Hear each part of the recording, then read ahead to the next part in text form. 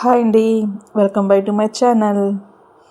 ఈరోజు చాలా టేస్టీగా ఉండే బంగాళదుంప ఫ్రై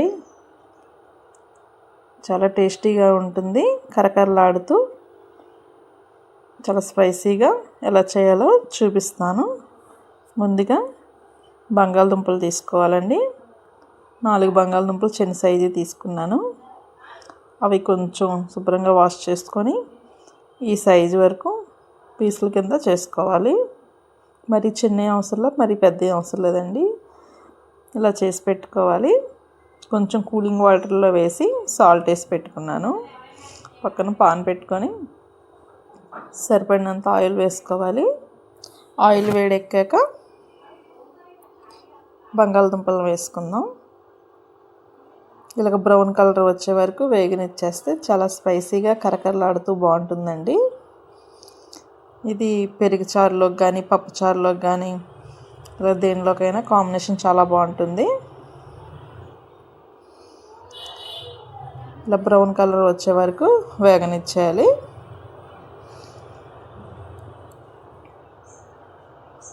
ఒకసారి అటు ఇటు కలిపేసుకుందాం అడుగున అంటకుండా.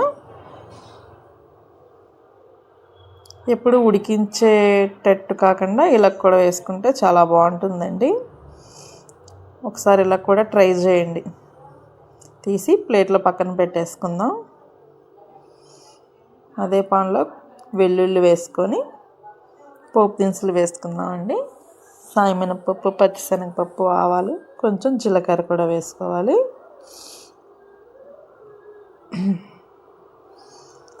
మొత్తం వేసుకొని ఒకసారి కలిపేసుకొని అందులోని 2 ఎండుమిర్చి కూడా వేసుకోవాలి. ఒక ఆనియన్ తీసుకున్నాను, మీడియం సైజ్ అండి. చిన్న చిన్నగా కోసుకోవాలి ముక్కలు.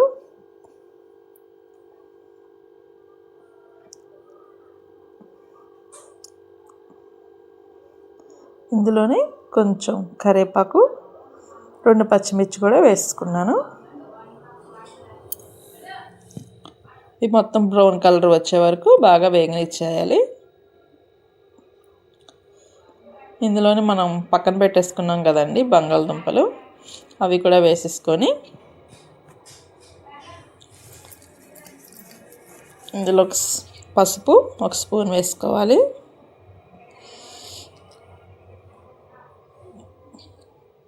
ఇందులోకి కారం, సాల్ట్ సరిపడిన చూసి వేసుకోండి, మళ్ళీ ఎక్కువైపోతుంది. వేసుకొని ఒకసారి అటు ఇటు కలిపేసుకుందాం.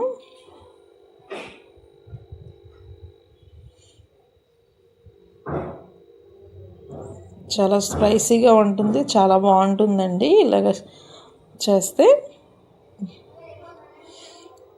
బాగా దగ్గరికి అయ్యి చూసా పొడిలాడుతూ బాగుంటుంది. 5 మినిట్స్ వరకు మగ్గనిచ్చేయాలి.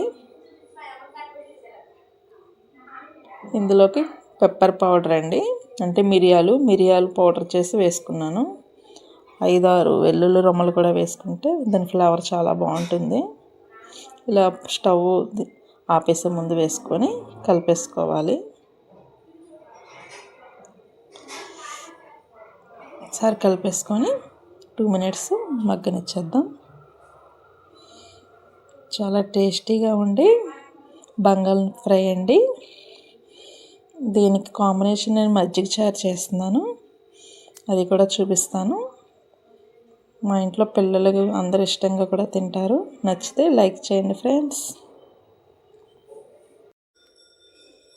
హాయ్ అండి, పెరుగు తాలింపు కోసం చిన్న చిన్న ముక్కలు కోసుకొని పెట్టుకున్నాను. పెద్ద సైజు ఆనియన్ ఒకటి తీసుకున్నాను, 2 పచ్చిమిర్చి.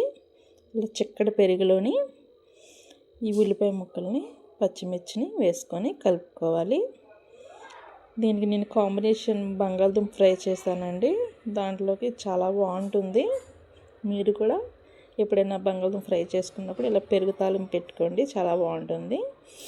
1 స్పూను పసుపు, 1 స్పూను సాల్ట్, 1 స్పూను కారం వేసుకొని బాగా కలిపేసుకోవాలి.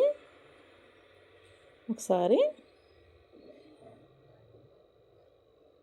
ఇలా చిక్కగా పెట్టుకుంటే చాలా బాగుంటుందండి. మరి పలచగా పెట్టిన చారులాగా ఉంటుంది. ఇందులో కావలసినవి పోపు దినుసులు అనమాట. తాలింపు సాయమినపప్పు అన్ని తాలింపులన్నీ వేసుకొని కొంచెం జీలకర్ర వేసుకోవాలి. ఇందులో 2 ఎండుమిర్చి కూడా వేసుకుంటే ఘాటు చాలా బాగుంటుంది పెరుగులోకి. కొంచెం కరివేపాకు వేసుకొని ఇందులో పెరుగులోకి వేసుకుందాం పోపు దినుసులన్నీ. ఒకసారి కలిపేసుకుందాం. చాలా అంటే చాలా బాగుంటుందండి. ఇలా పెట్టుకోండి, మీరు కూడా ట్రై చేయండి. పెరుగు ఇలా చిక్కటి పెరుగుతోని. నచ్చితే లైక్ చేయండి ఫ్రెండ్స్, ఫాలో కూడా చేయండి.